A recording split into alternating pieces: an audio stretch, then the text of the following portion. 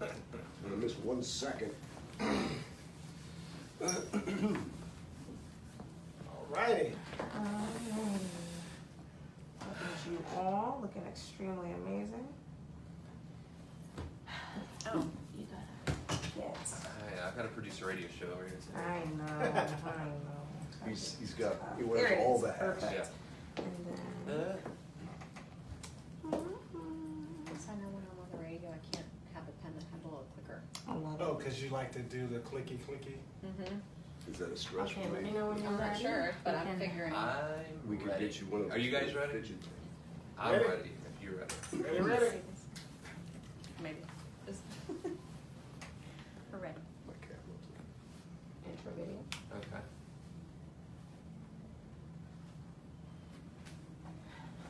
One of these days, I want to turn my phone around so I can't see all the text messages coming through because it stresses me out. Oh, you just put it in do not disturb. Oh yeah. Yeah. Or we can turn it around. You can take your case off. And welcome to another edition of Behind the Law. My name is Attorney Justin Clark, here to answer any legal questions you may have. Anything from accident to zoning, dial up the phones 321-282-1055. Plenty of answers to your questions are on the website, www. My first time, Nick Dolan. I've never done this before. www.youhavepower.com. Anything from accident to zoning. 321-282-1055. During the week, focusing mainly on bankruptcy, IRS problems, real estate, personal injury, and even your student loan debt. But for the purposes of today, you can call us for anything. Many ways to interact with us. Watch us live on Facebook at ATTY Justin Clark. You can watch this show live or any past show. Watch the television program Sunday mornings, 10 o'clock a.m. Central Florida's 27 WRDQ. All throughout the week, we're on Bud 94.1, our favorite radio station. My co-host, wearing the blue dress. If you're watching us live, if you're listening, you can't see. You can just imagine is Allie Mack. Hi, Allie Mack. How are you? I'm doing great. I feel like I've seen you a lot today. Yeah, a lot.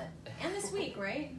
We've also, as always, invited the face of Bud 94.1 and Orlando radio I've never been legend, called the face. Mick Dolan. Mick, how are you, sir? I've got What's a up, man? face for radio. That's what I'm saying, man. I mean, they did put you on TV for a reason. Likewise, I mean, look, no one's like beating down my door to read the news on television. Exactly. You know what I mean? Wow. You know, Bud 94.1 was kind enough to ask you and I to do a daily program together, but that's radio, you know? Yeah, big difference. I think they even said, you know, maybe you shouldn't do streaming live on Facebook. Was that for me or you? You I think it both? was for you. Combo? Who knows? Well, it is face, so they will see a face. True. So what a show we have in store for you today. I mean, this is going to be a real learning experience for all of us because it's something that probably, I know I don't know much about, and you probably don't know much about either, but it's cryptocurrency, all right? It's blockchain. It's what in the world, how do we use this money online? Everyone's raving about how they're I have a making, bunch of questions. how they're making, Buddy. how are they You got making, plenty. how are my friends, you know, exploding in their income because they're investing in Bitcoin? What is this all about? How do I get involved? Should I get involved? Is it too late? All of these questions are going to be answered over the next hour. My good friend Tony Tate from Currency Cadets. Tony, how are you, sir? Thanks for I coming am in. doing fine, Justin. Thanks for having me, man. I really appreciate it. So right off the bat, what is Bitcoin? I mean, I don't know. So here, honestly speaking, I think a lot of people think Bitcoin is used to buy drugs online. Okay. The dark web. That's what a lot of people think it's for. I mean, I don't know if that's how it started, but some of us idiots out there who really haven't ever been involved in trading of Bitcoin, we don't know what it is, but we heard at the very beginning it was for like doing bad things. Right. Is that still the case? Well, as long as you have human beings with, ulterior motives, there's going to always be bad people. But you know what's so funny? Because that was one of the things that I heard as well. You know, like, is that something that, drug dealers do? I'm like, well, last time I checked, drug dealers also use cash. I'm not about to stop using cash. So if you have a good and somebody wants to exchange for any kind of value, whether that's tangible or intangible, there's going to be a transaction that takes place. So it's not just hookers and coke anymore, is what you're saying. No, I don't think they even call it coke anymore. Okay, But good. we're gonna say no. Okay. We're gonna go with the no. So, Well, I mean, So we are learning something. So I heard. So I I didn't know heard. that. So, well, honestly speaking, we've all had friends out there who have come up to us and said, "You got to get on the Bitcoin train. You have to, right?" I mean, Right. we've all heard that. Right. But what is this currency? You have to help me understand what this real currency is, because we all know how to use cash. You know, Right. we all know how to use a debit Credit. card. You run your debit card, it comes out of your bank account. You use your credit card, you have to pay Amex at the end of the month. This is a whole new currency. And Right. sometimes it's hard for me to wrap my head around it. Help me understand how this currency actually works. Okay, so it's pretty simple. Before I even do that, if you think about it, if those of us who are old enough and paid attention in school and our grandparents and things, there's really only been about 5 different types of instances of money in human creation. Really, you had beads and pearls, and then somebody had some bigger ones, and then there was no way to really centralize that. Then you got to where we decided to use precious metals, and then we decided to get into paper money, and then electronic money. So now we're doing cryptocurrency, and that's what basically that's kind of where we are now. So Bitcoin in and of itself, it is a cryptocurrency. It is not something tangible that you can hold. But if you think about it, I don't know how many times I actually keep a bunch of cash on me anyway. But it is a really super secure way to actually have a transaction. And that's one thing that I love about cryptocurrency.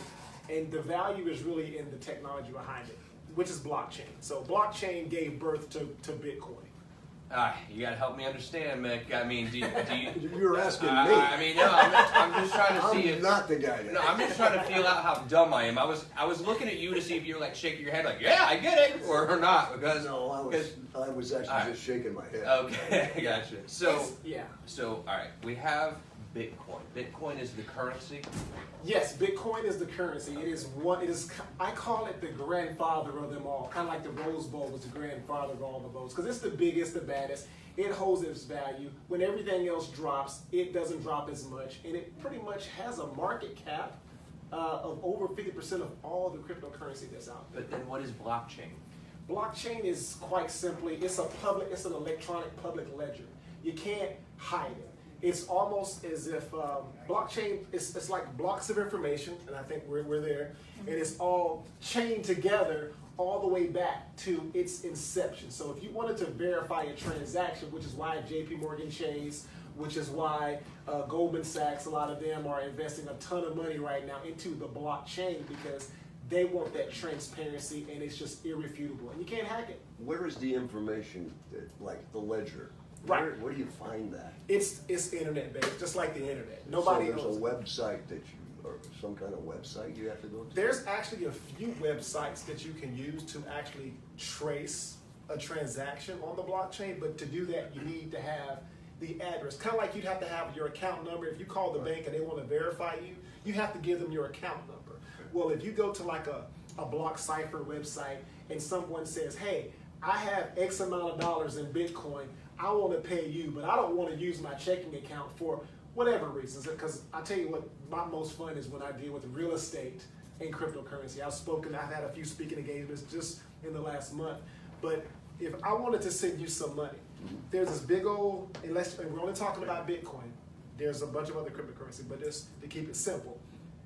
You know how you have like a 8 or 12 digit or 13 digit, I think, checking account number. I think 13 is the most because of the central banking system. Mm-hmm. Well, Bitcoin has a 34 alphanumeric string that is your address, and inside of there is an opportunity for you to have like a private key, which acts like your PIN number. So as long as you never give somebody your private key, which again, it's another set of numbers or a code, you can have your public address out there, and anybody in the world who has Bitcoin, they want to send you Bitcoin, you just put your public address out there and someone can send you money through the blockchain. You know, a big shout out to my good friend, the Seminole County tax collector, Yes. Joel Greenberg. You know, Joel is now accepting payment through the tax collector's office with Bitcoin. But it leads me to this question. Uh-huh. So I have all this money sitting in my account, my Bitcoin account or whatever. What all businesses will accept that money?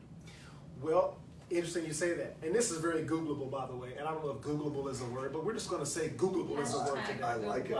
Hashtag Googleable. There you I like go. it. So there's, for example, there was a time where it was kind of cool to pay your car insurance with USAA and Bitcoin. You know, it was kind of cool to stay, you know, at an SPG resort, you know, and pay and book your reservations with that. There's JetBlue, you know, they'll allow you to pay for Bitcoin to book your airline. So there's a lot of companies that are forward thinking and are understanding that this is a new asset class, right? This is something that is amazing. It is automatically a product or asset class that you cannot, under any circumstance, inflate it. It's worth what it's worth. But doesn't that value go up and down? It goes up and down, and it is probably, to date in human history, in my humble opinion, probably the purest form of supply and demand. Even though we took economics in high school and they said, well, you know, you'll probably never have a purely supply and demand society. I think Bitcoin and cryptocurrency is the closest thing that you'll ever have to that. So I put $10,000 into Bitcoin mid-August 2017, let's say. I didn't. I guess I wish I did, but I didn't. But Okay. let's just pretend that I did. All right. 10 grand mid-August 2017. As we sit here in mid-August 2018, how am I looking? You'd be looking great because someone can obviously go to TradingView or Coinbase, but I believe, if I'm not mistaken, Bitcoin was around $2,600 a coin August of last year, and then it went up. So it's, again, like anything else, the value goes up, it goes down. I try to make sure that I don't give people advice because I don't have to get in trouble with the people regarding a Series 6 or a Series 7. So I always teach them how this works. So I do the educational part and I let them know. I give them an opportunity to understand when you should sell it and when you should buy it. From an instructional standpoint, it's not from giving investment advice, but right now Bitcoin's sitting around 6,400 or 6,500, so you do 2.5 times your investment by just sitting on it. Gee, hindsight's 20/20 always. And that's right, it's behind you. Right. So I want to go I want to go to the tax collector's office and pay for my tax bill in Bitcoin. What do I have? Do I have a card? Do I have a Yeah, number? how does that work? Yeah, how does it work? Well, there's a couple of things you can do. Number one, there are a few companies out there, and if somebody wants to know, they can obviously comment on here, but one is BitPay. BitPay is one of the people that actually set up the Seminole County tax collector's office. I also do a lot of things with BitPay myself, and you can go in there with your ID, with your QR code, and you can pay that way. Or if you're still trying to bridge that gap between, I don't want to be all crypto, but maybe kind of a little bit, I want to access it, BitPay, Coinbase, Cash App, there's a few companies out there that will actually keep your money in your Bitcoin wallet. We don't say Bitcoin accounts, we say Bitcoin wallets. They'll keep your money in your Bitcoin wallet, and they will tie to it a Visa debit card. Is now the time to buy Bitcoin or stay away? Well, Right on the other side of this break, Justin Clark with you. Behind the law, Bud 94.1. all right. You gotta watch Talk out. about Justin real will estate. he'll sneak that in. Yeah, that was fun. We have 3 more segments of fun. I haven't even scratched the surface of questions. Yeah, you can also We can talking see about here. Bitcoin mining, if you want to work that into your Mining? process. Yeah, I have a really good setup with that too, and it's sweet. Perfect. Yeah. So- By all means, you guys chime in. I'm not Yeah. trying to. Wait for the question. Yeah. Well, I'm going I to got ask so you much. about the real estate because I know that there's real estate companies that you've been also consulting with and training because 16 to people date. come from overseas to buy homes with Bitcoin. Yeah. So I'm going to ask you a little bit about that and then how does a person get started in Bitcoin? Yeah, Do they for sure. go? Do they contact They see me you, or first, do and they- then I teach them. Yeah, so I can either take them through an educational course, or we can just set them up. There's a few banks that do a lot of institutional mining, and I love it. Can you purchase a car through Bitcoin? Yeah. Cars, homes, anything. Anybody that's willing to accept it. You can buy anything for what anybody wants to accept. But if they were okay. There's one commercial office building they went for $20 million in Fort Lauderdale, and the person paid in all Bitcoin, because which is kind of cool because the guy he never made a purchase bigger than 15 grand because the person who did that was 22 years old, and he has about 66,000 Bitcoin, which is roughly worth about $455 million. I wish he was my kid. Nick, you heard that? Yeah, really. So you're definitely gonna repeat that on the air. Yeah, Yeah. definitely. That's crazy. That's what's get her done. That was nice. That's pretty cool. It's a lot of fun. Is the engineer ready? Who knows, Rick? I was playing solitaire. Who knew? Well, the people that are watching on Facebook Live, they heard that, so there you go. They can maybe ask some questions about that. So, for See sure. what they say. Yeah, a lot of fun. Who made your backdrop there for you? Speedy Threads. Speedy Thread. Shout out Long way. Angel. Angel Angel, from Speedy shout out. Threads. Yeah. Absolutely amazing. Does our backdrop. Did he get it to you fairly quickly? Business cards. Yeah, he ordered it on Friday and it came right in promptly noon on Monday. All right, you Oh, guys ready? wow. That's Oh, pretty yeah. cool. That's Yeah, pretty let's good. do it. That's repeat. That's amazing. Yeah, it is. Welcome back to the show. Thank you for joining us for another edition of Behind the Law with me, attorney Justin Clark and Allie Mack. Orlando radio legend McDolan is here. The beautiful Brianna is making sure we're live on social media at ATTY. Justin Clark talking to our good friend Tony Tate. He's with Currency Cadets. We're talking all things cryptocurrency. Tony, how do people find out more information about you, sir? Pretty easy. They can just simply go to currencycadets.com, CURRENCYCADETS.com. They can find me on Facebook, Currency Cadets there. They can find us on Instagram, Currency Cadets. All right, so cryptocurrency. Bitcoin is just like one brand name of cryptocurrency, and there's tons of other names, right? Correct, yeah. Some of my favorite ones are some of the lesser known ones where I've made some really good money, was able to do some really cool things in and around that. So yeah, Bitcoin is the big one. Anything else, and here's a little trick too, anything that is not Bitcoin but it is cryptocurrency, it's called an altcoin, which is short for alternative coin. So like Ethereum, Litecoin, Polymath, EOS, I know I'm just going blah, blah, blah, So blah, it's like blah. learning a whole new language. It is. It's a finance language. It's, But Bitcoin is obviously the big dog. Bitcoin is never going anywhere. It is stood the test of time. It is 9 years and running. It's absolutely amazing. It just is, and so it's there. What does the term mining mean? Mining, that's really cool. So when people are talking about mining your cryptocurrency, what I love for that is think of mining. You know how people used to mine for gold? You get a bunch of people together, they're digging, and then whoever gets to the good spot or hits that gold vein, boom, they get the reward of finding the gold. Well, now we're going to talk about it. We're going to translate that example if you can put your nerd hats on, because basically mining is simply solving a mathematical equation algorithmically, basically with an algorithm. So you get into this block, so there's this pool. So all these computers are running these computer software programs, and they're trying to verify all the transactions. So let's say I made a transaction, I sent you some money, and that's recorded forever in the blockchain. You sent some money to Allie. Well, once it's been confirmed by these other miners, and just think of them as like little teeny tiny electronic accountants going through and verifying these transactions, whoever verifies the transactions first and those that are inside of that block, you get the reward. So every 4 years, that reward gets cut in half. It started out when you mined it, there was a block, boom, you get 50 Bitcoin.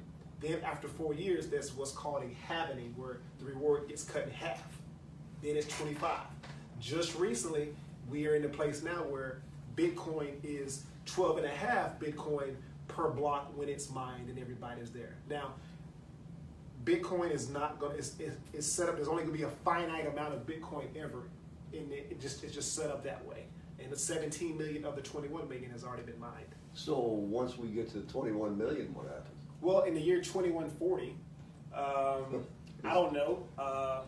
Maybe I'll look down from heaven and figure out what's going on. But Depends on how many transactions you do as far as getting to heaven, right? we don't have quantum computing in the palm of our hand yet, so we're not going to reach it. So there is a finite amount Absolutely. of value in this. Yes, so it's an anti-inflationary price. You can't blow up, you can't overinflate the price of Bitcoin because There's only so there's much. only so much of it that's going to be there. So I want to go buy some Apple stock later today, right? I call my financial advisor, boom, done. I want to go sell some Apple stock, boom, done. How long does it take to actually buy Bitcoin? Takes about maybe 30 or 40 seconds. See, people have been complaining that there's like a waiting period or something. What are they talking about? So, Well, with how did you you know get what started? yeah, I mean, How is it that- so with anything, there's going to always, whenever there's an opportunity like this, whether it was the gold rush or whether it was, anything else, man, there's going to always be bad actors in that space. And there's going to always be misinformation disseminated. And there's always going to be a fear campaign, and all that kind of stuff. Because we naturally fear what we don't know. But it doesn't take any of that. I mean, for example, if I wanted to send somebody to www.currencyconnect.com/Coinbase, they buy $100 worth of Bitcoin, they'll have it in a couple of seconds. Or if they use their checking account, it may take 2 or 3 days if they use their checking account. But guess what? They're going to get $10. $10 of free Bitcoin, and I'm going to get $10 of free Bitcoin. So we're all going to do it together. But if they go by themselves, they won't get that bonus by just going to Coinbase on their own. Now, go ahead. I think Ally Mack has a question. Yeah, we have Yeah. a question from one of our viewers from Candace. What is Bitcoin Cash? Bitcoin Cash is an altcoin. It's an alternative coin. Bitcoin Cash, there's Bitcoin Cash, there's Bitcoin Gold, there's Bitcoin Energy, there's Bitcoin Dark. So there's these other things that use the same mathematical algorithm to try to make sure that they're getting the same currency, but they're not Bitcoin, so they're an alternative coin. So it's a completely separate currency. Sony gets hacked, right? Remember Sony got hacked maybe 3 or 4 years ago, 2 or 3 years ago, and there's all this cybercrime out there. Right, There right. is. I'm worried constantly about my law firm getting hacked. We get crazy emails all the time. Oh, for sure. It's a constant worry, cyber crime, and it's really almost terrorism in a lot of ways too, Mick. You know what I mean? There are other countries terrorizing us through the internet, so to speak. Yep. Right. Bitcoin is not something I hold in my hand. I mean, what prevents cyber criminals from crashing this whole thing down? Man, that is a great question. I have a few initiatives that I work with. There's some other individuals and other companies that I know that are trusted, and they basically, that is their whole purpose is cybersecurity. For me, I teach my currency. Well, we have these things with my company, and we call it Cadet Club memberships. And one of the things that I teach people when they get a Cadet Club membership is how to secure your investment. Whether you use cold storage, where it's like, you ever seen those spy movies and somebody put something in the USB port of a computer and the numbers always change, you got to put it, things like that. They're like $100. We sell those, and there is no point of intrusion. So getting to the Sony issue, you have something that is running on, and I don't want to get too techy here with like Apache servers or PHP or something like that. So there's going to always be an intrusion point, a pressure point. Bitcoin is not unhackable because it's never been attacked. Bitcoin takes a heartbeat every 10 minutes. So every 10 minutes, that algorithm changes. So you can try to crack a Bitcoin address. You don't know if it has $10 in it or 10 million bucks. So why, as a criminal, am I going to spend my resources, hundreds of thousands of dollars, to try to get into a 10-minute window to crack a 34-digit alphanumeric address to do that? Whereas when somebody's hacking into your office or Sony, they're only dealing with a 4-number IP address. This is going to be the most ridiculous question of the day. I'll tell you. Do I get statements every month for Bitcoin? You won't get statements every month as an automatic thing, but you log into your Bitcoin account and you can get a tax statement through Coinbase. Can I pay extra and get a statement? I'm just used to getting statements. Yeah, Justin likes to go through things. Hey, you know what? Not really. Hey, you can give me a letter of authorization, and I'll make sure we log in there and just download your tax statement and just send your report every month. So there you go. That brings up the next question, I guess, is what do I get at 1099 at the end of the year? What am I getting at the end of the year to show my earnings? So that's a great question. So here's the cool part, because the SEC and the IRS were having fits, and I love saying that. Shout out, much love to anybody who's watching this that works for the IRS. I love you. I pay my taxes on time. I make charitable donations all the time. But anyway, He inflates his charitable donation at the end of the year. And he pays in Bitcoin. so let me say this. I am not a CPA, a bookkeeper, or a tax attorney, although I play one on the internet. Okay? But for the most part, in all seriousness, there's 3 different types of income based on my experience. You have short-term gains, long-term gains, and income. And so as long as you're taking anything, when you're withdrawing your Bitcoin, right, into your checking account, then it's in there for a reason. So why are you pulling that money from your Bitcoin? Think of it as this: if you were in an overseas international market and you had gains and you're making X amount of money in euros, well, the United States government and the IRS, they're not going to tax you on your euros until the moment you exchange those euros for American dollars, because they have absolutely no jurisdiction. The IRS can't do anything about any earnings you have overseas until you bring it into an American U.S. bank and you're residing here as a U.S. citizen. You have to report your earnings, whether they're long-term gains, short-term gains, or it's just simply income, depending on how you are receiving it and what you're receiving it for. What are some of the names of Bitcoin's competitors? What are some of these other cryptocurrencies that are big players in the game? Here's the great thing about it. There is no competition per se between one coin versus another. It's just value. People like to say things like, for example, there's a coin called EOS, which I'm super high on. I love that coin. It is touted to be the Ethereum killer because it's supposed to be faster and all these different coins. These coins have a purpose. And sad to say, I'm just going to go on record and say this, man. About 90% of all the cryptocurrency coins out there are just crap. They just are. You have to have somebody that knows how to sit there and look at that and say, okay, this isn't some pumping up Ponzi scheme. Joe Schmo down the street, him and his nerdy buddies got together. They launched a cryptocurrency. And they got a bunch of people in these private chat rooms pumping up the value of it, and then they're going to make off with it. You got to be able to look at the development team for one. Does that token have a use? Because there's some coins that are worth a lot of money, and they don't do anything. So people watch the ticker on Fox News or CNN to look at their stocks, right? To see how they're performing. Let's see how the New York Stock Exchange is doing, the S&P, that sort of thing, right? Right. I'm going to look and see, okay, the S&P did this today. Is cryptocurrency in any way correlative with what I see on the ticker? Absolutely. You can look on, it depends on where your Bitcoin is if you're having it in an exchange.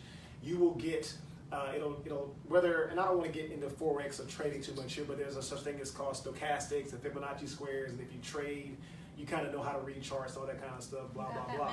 No. But CNBC crypto is a good place if you just want to look at CNBC crypto. Yahoo Finance is one. Robinhood cryptocurrency, that app is one. Blockfolio, which is what I use to keep track of what I do within my cryptocurrency, or just to kind of see the value of what my holdings are. Yahoo Finance. Yahoo Finance. So that's Yahoo backs that. Well, it's not that they back it; they report on it. Well, who actually has it though? You have it. You in your Bitcoin wallet or your cryptocurrency wallet. You store it. You have it. See, banks have to have a fiduciary responsibility because they're dealing with your money. You deal with your own money here. Justin Clark with you on Behind the Law, 321-282-1055, www.youhavepower.com. You can watch the show Sunday mornings, 10 a.m. Central Florida's 27. Watch us live on Facebook or any past show on Facebook at ATTY Justin Clark. I've got Ali Mack in the room with me. I have Orlando radio legend Mick Dolan over there. The beautiful Brianna is behind the scenes pushing buttons. Making sure we're crookedish or not crooked, one of the two. I can't really tell. Not crooked? No? So if you have any questions, You can't have a crooked. any questions whatsoever for my good friend Tony Tate of Currency Cadets. He's a chief blockchain asset analyst over at Currency Cadets. 321-282-1055. We got a full half hour ahead with Tony Tate. My name is Justin Clark. Behind the Law, Bud 94.1. Yeah, 20% left on your What is the bank. question? Oh, I do. That's Hold what on it's one saying. second. Save Who's got a- my Bitcoin. Justin said he has Save it first. What do we need? You got an iPhone charger? Yeah. All right, let me climb over It's here. over this way. Okay. I don't know if it's going to reach. That's not good. It might reach. You got another one over there? You got a second? We can move Yeah, go your ahead. tripod over where you're at. This is. We can move the tripod, change the angle of the tripod to a bit lower. Okay, we'll do that. We'll change the angle of the tripod. Oops, sorry about that. This is behind the scenes, y'all, so it doesn't really matter. This is all B-roll. Tune in Sunday morning on channel 27.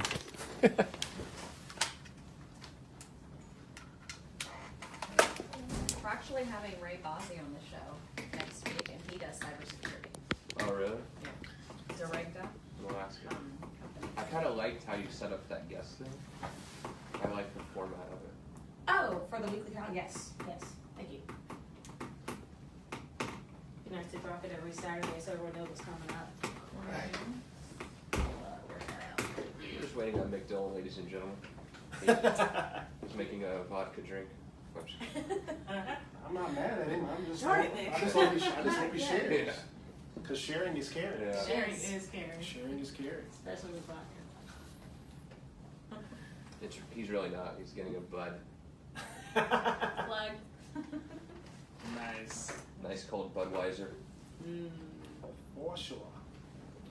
Do a nice cold and some water. Yeah, my son was doing that cybersecurity. I work with a few firms with a few things. We took part. We actually have some ownership in a cryptocurrency that specializes in private security for high-profile individuals and also military-grade security. You know, and so they're doing a lot of really good things. They were actually I got to see him again. Actually, I've had him on my show. I've interviewed him. His name is Jose Neto with Bit Secure, and we got a lot of that coin. Sweet.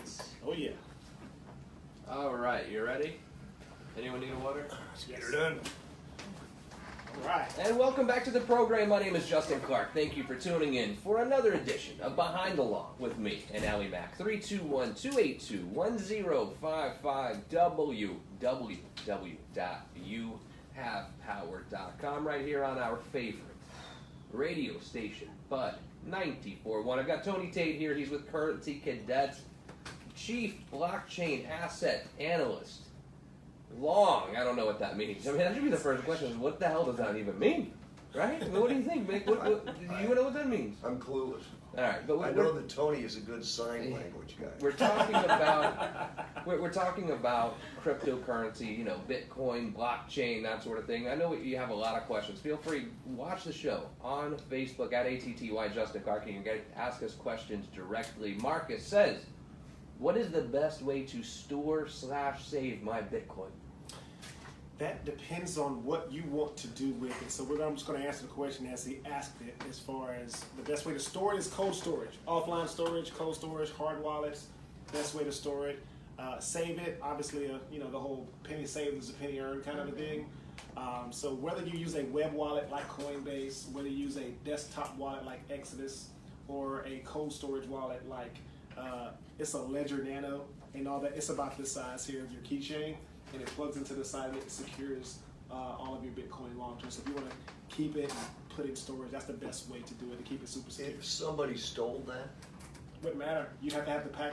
You get a Password? 24-word backup phrase that you have to use to be able to redo that. So even if they stole it, they can access it. I'm a big restaurant guy, right? So let's say that I'm running low on cash in my Wells Fargo account, but I've got some Bitcoin later on, right? Yeah. I want to go out to dinner. I want to go have a nice dinner with the wife, have a bottle of wine, whatever. How do I know what restaurants take Bitcoin? How do I know where I can go? Like I said, whether you Google it or not, that's one thing. We're actually in the process of adding that feature to our website. We're out there soliciting people if they want to take Bitcoin or Dash. In fact, there's a whole community in Delaware that the whole town uses a cryptocurrency called Dash. It is the funniest thing everywhere.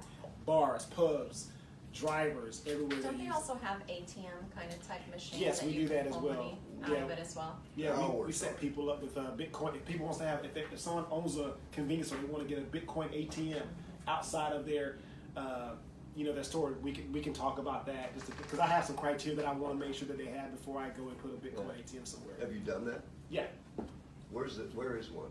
there's some. Just going to daytime. There's some in Pine Hills. There's some in Oviedo. There is, shout out anybody's in Pine Hills. That doesn't mean that it's bad, but I just saw something in the news today that kind of shook me.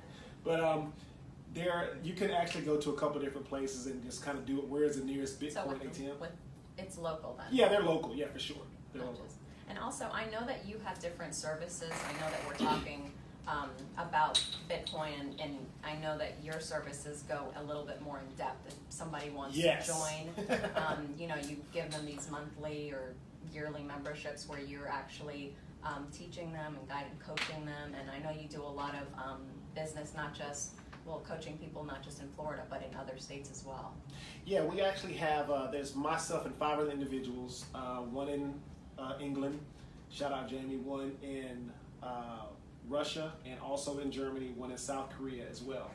And so our job is to make sure that business owners who want to accept cryptocurrency, because it's only a 0.5% processing fee versus 2.5% or 3.5% for Amex or any Visa, they save money by doing that. So that is a bonus. Yeah, it's huge. Yeah, I mean, so one guy, he owns a car dealership, you know, in Tallahassee, a Mercedes dealership in Tallahassee. So not too hard to figure out who he is, but he takes Bitcoin. He buys Mercedes with Bitcoin. So you know, it's really good helping people like that get set up as a business. All right, so I'm a small business owner. I own a law firm, obviously. Let's say that I want to accept Bitcoin, right? I'm going to say, look, client, if you're a Bitcoin guy, we're going to accept payment by you paying me Bitcoin. But let's say I'm a conspiracy theorist, and I don't trust that this Bitcoin fad's going to last. It's all going to crash somehow. So I want to accept Bitcoin, but I want to trade it in for like real cash. Is Sure. that something that a business owner can do? Absolutely. It works just like an ACH.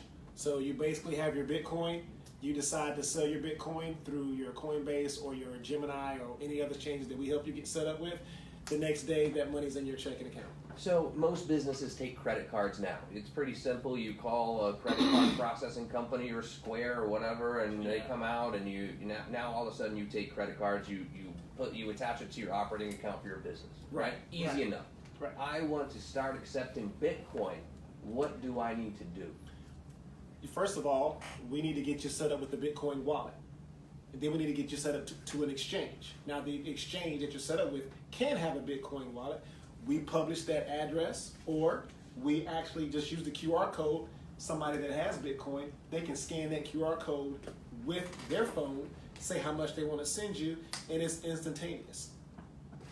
When you spend Bitcoin, does it hurt like when you spend cash? You know what I mean? Like, For me, it does. Yes, Yeah, that's the it same hurts. 'Cause question. I'm in accumulation mode. let's say that let's say I'm driving down Interstate 4 right now, and this ultimate whatever it's called thing ruins all my tires. I've got to go spend $1,200 out of my Wells Fargo checking account for new tires. It hurts, right? No one wants to do Right. that. Do I feel the same pain when I spend Bitcoin? I feel a greater pain because $100 in my wallet today is going to be $100 in 2 years in US dollars. But $100 a day in cryptocurrency could be about $300 to $350 in 2 years. So it takes a bit for me to really spend my Bitcoin. I'm kind of in accumulation mode. I want to just get it because I'm waiting for mass adoption to hit and the price of Bitcoin to go up. I have a humble opinion as to what I think it'll be by the end of this year and then also the spring of next year. But you know, that's that. So What's the minimum that you can start off? Like, say if I start an account with you, what's the minimum that I can put in?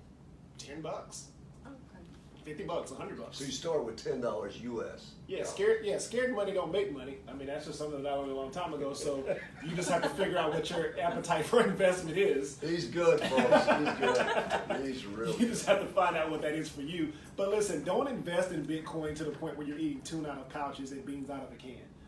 Like all investments, don't invest any money that you can't afford to lose in case of a zombie apocalypse. Now you don't have that money because there's no internet anywhere in the world, and so now your Bitcoin is usually sort of a zombie apocalypse. Behind the Law, we're talking to Tony Tate. He's a chief blockchain asset analyst with Currency Cadets. If you have any questions for Tony, go to the Facebook page and ask them right there, ATTY Justin Clark, or just search for me. Go to my personal page and you can just type in the question like Cindy did. Cindy says, Tony, are there any downsides to Bitcoin? Yes. Shoot. There's probably about as many upsides as there are downsides.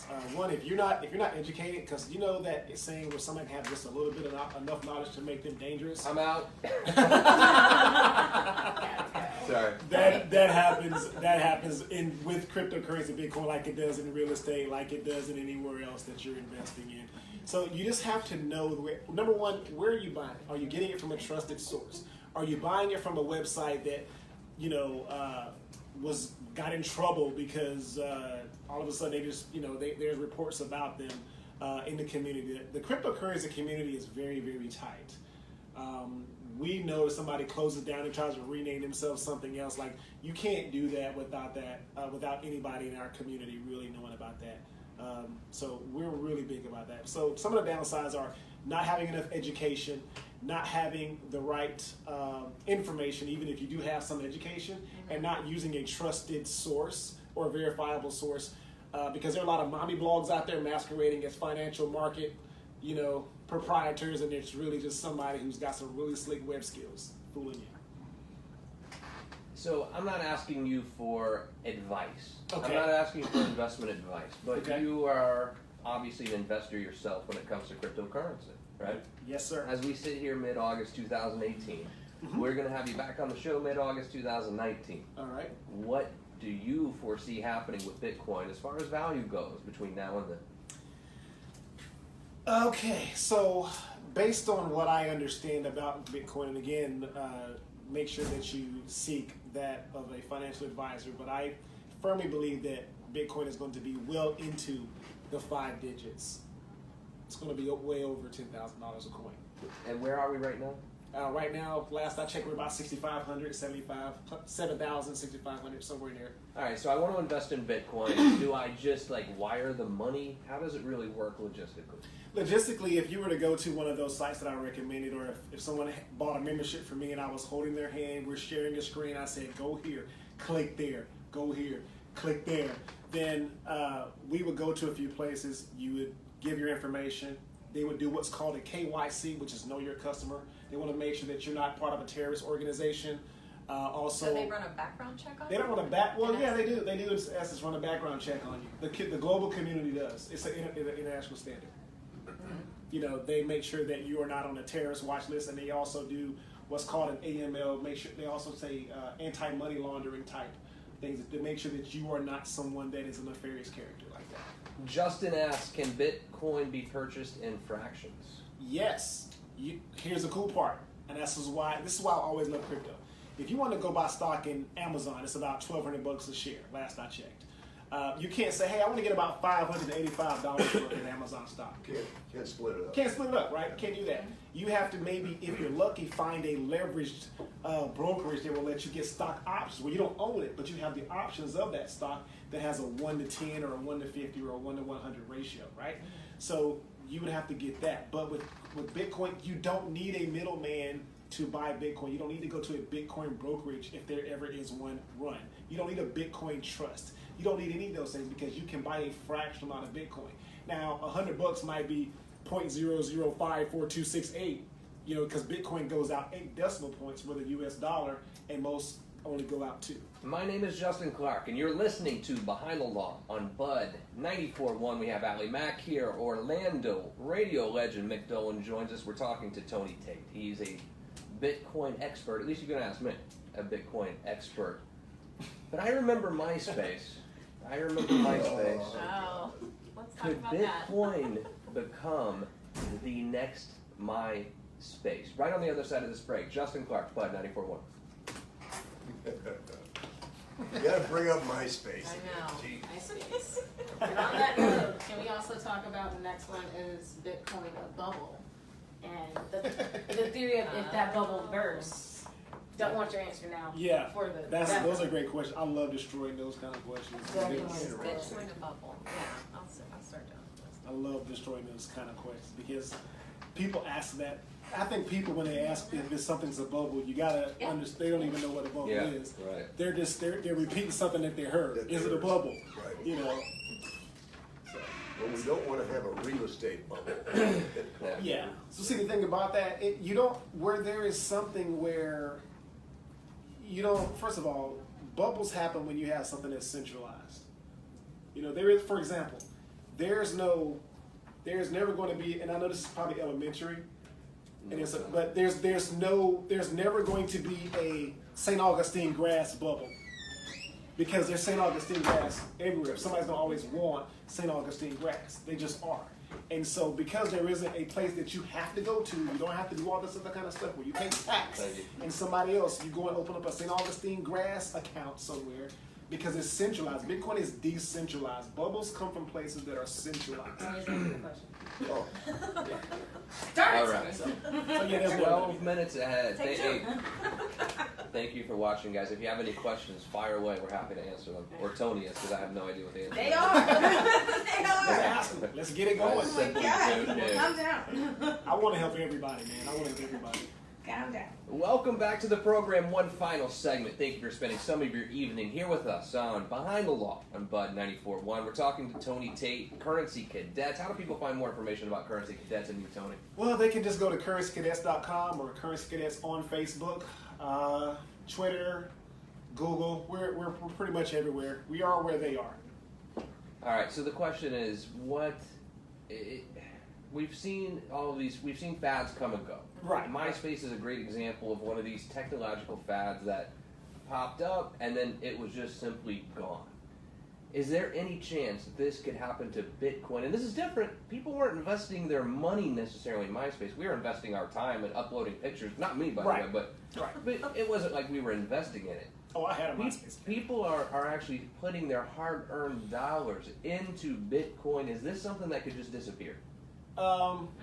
Short of the internet completely going down globally, no. Because here's the thing that Bitcoin does. Bitcoin is, in my humble opinion, it is a global currency. It is borderless. It is faceless. You know, if you were in Uganda and you had $100 in Bitcoin you wanted to send to me in America, I would still get it in a matter of minutes. We don't have to go through a central banking system because cryptocurrency is not centralized. It is truly a global economy. And so that's why I laugh when I see, you know, the SEC's thinking about doing this or somebody's thinking about doing this. I mean, no disrespect to the SEC, whatever, but I think there's a U.S. arrogance because we are the leaders of this free world. We can't try to control something that's global. Mick Dolan, I'm curious to hear from you. So you have $50,000 laying around that you know you want to invest. What are your hesitations about putting that into Bitcoin? I think it's just, I'm still trying to get my head around it. I am Right. too. I really Right. am too. And I don't know, it's just not, my dad told me one time, he said that, because he said, well, you know, you work in radio, you can't touch it, it's the air, you're selling the air, and that's how I get, that's what I think about it. See, check this I out. can't get it in my hand. Good right. So that's a great answer. So check this out. I remember, you know, I'm not a spring chicken, although I try to portray myself as one. There was a time when somebody wanted to go from New York to Springfield, Illinois, and check into a hotel, and they wanted to use a Diners Club card. Well, what is that? No, we take cash. I don't know what that is. We take cash. Yeah. It's just about mass adoption. See, we don't even think about, people don't even think about how much money they have in their checking account unless their debit card stops working. It's true. I can't tell you to the penny what I have in my checking account. I can pretty much give you a better raw ballpark figure how much cryptocurrency I have. That's because I'm in it. But you know, it's just simply about understanding it. And that's why one of the first things we do when I start working with people is making sure they understand what this is, and we go at their own pace. So. Tony, I know that you've been doing a lot of seminars with real estate companies as well. Yes. Because I know that that's something that is also booming over here in the U.S. Mhm. So I know that people are purchasing homes through Bitcoin, and you are also training or giving seminars to these real estate companies on how they could also structure their business to be able to accept that. So do you want to speak a little bit about Yeah, that? what's great is that we're building a database right now currently, and we're calling it Crypto Colleagues. And so where I've been able to work with title companies in South Florida over the Panhandle that are actually accepting cryptocurrency and signing up so that way they can use that, because like I said, in Seminole County, you can use that as a settlement agent. So what is great about that is just, you know, when they understand it, now they can start attracting more international buyers. Does it make it easier for an international buyer to buy a house? Absolutely. If you live in Australia, you got to wire money. And it takes 3 to 4 or 5 days for international wire. I could just wire you money from Australia to here in the United States in a matter of minutes. Wow. Okay, that's a definite advantage there. So keep your questions coming. Justin Clark with you on Behind the Law, 321-282-1055. Watch us live, interact with us on social media at ATTY Justin Clark, and you can ask us questions directly right there, just as Amy does. Tony, you say that Bitcoin is global. Do you think that cryptocurrency will ever destroy the global currency market? Ooh, there's a question. I don't know that. I surely hope so. I surely hope And the so. recorder is off. I surely hope so. Because here's the thing. I think the central banking system went through something that, if you're familiar, I won't bore you with the 5 stages of grief, right? You know, anger, you know, you try to, you know, disbelief and all this other kind of stuff. So after the central banking system, namely, and I'm going to call out, and not that, you know, he's going to look me up, but Jamie Dimon, you know, Chase, that sat there on September the 14th of last year that said how crazy Bitcoin was, but then there was a whole panel of advisors of JP Morgan Chase that called him in and have to sit and say, hey, listen, we just invested $73 million in Bitcoin. You can't be saying that it's a bunch of whatever. And so every time Bitcoin is down, Jamie Dimon's voice goes up. But whenever Bitcoin goes up, he seems to somehow not, you know, whatever. So he kind of dig in. So I hope it destroys it, because everything is in the middle. I'm looking forward to the day, and I think when I say this, there was a time when trying to explain to my child that he had $25 in his checking account, and he wanted to. No, I'm sorry, he had $22 in the checking account, but he wanted to actually get his money to go to the fair. And he's 14. I'm trying to teach him about money. So he's like, well, Dad, I got this money in my account. And we went to the ATM. And he wants to get it out and say, well, there's a $4 fee. You don't have enough money. But it's my money. Why are they charging me for my money? Yeah. And he couldn't understand that. But even as a child, it makes sense to him. It's his money. He should be able to have his money. And that's because everybody in the central banking system has their hands in the pot. And so when you eliminate those fees, when you eliminate all of that stuff, now it's just pure commerce. I'm giving you money, you're giving me money. The network is self-sustained by the transaction, and nobody specifically gets all of that money. It goes into the pool for Nobody the can security. tack on extra stuff. Yeah, that's it. Yeah. Yeah. Will there ever be a cash version of Bitcoin?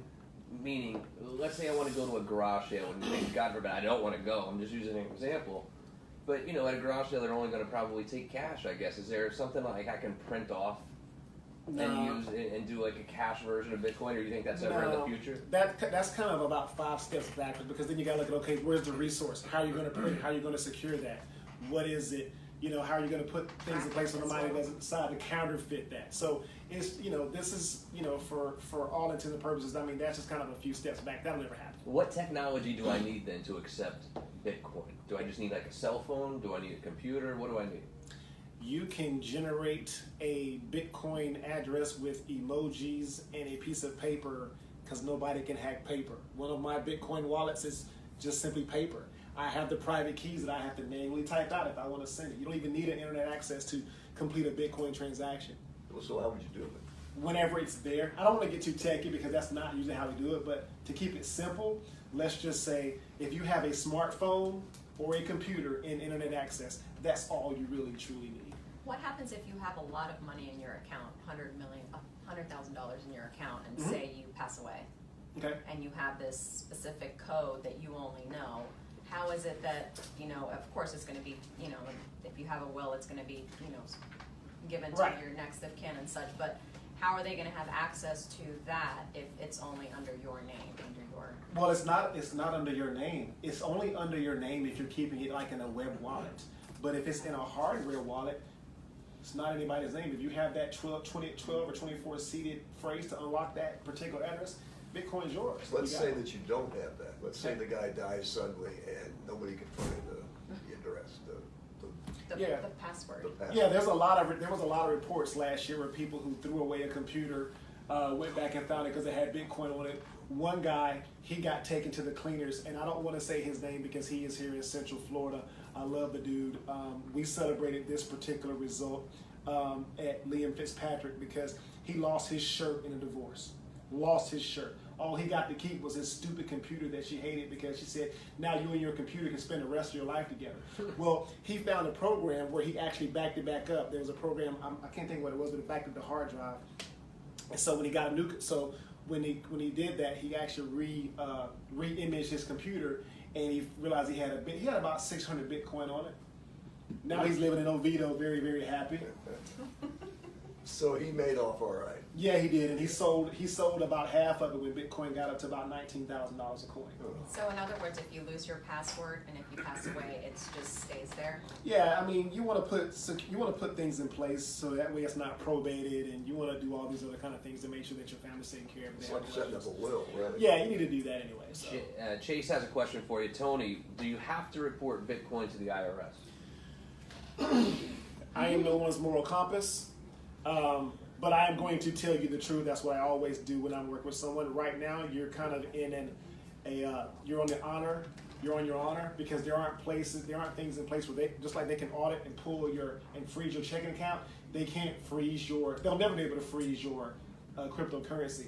But it is my recommendation to you that if you have a long-term, a short-term gain, or you're using Bitcoin as an income and not as a payment, because I send payments to my loved ones all the time, and I notate that in my ledger.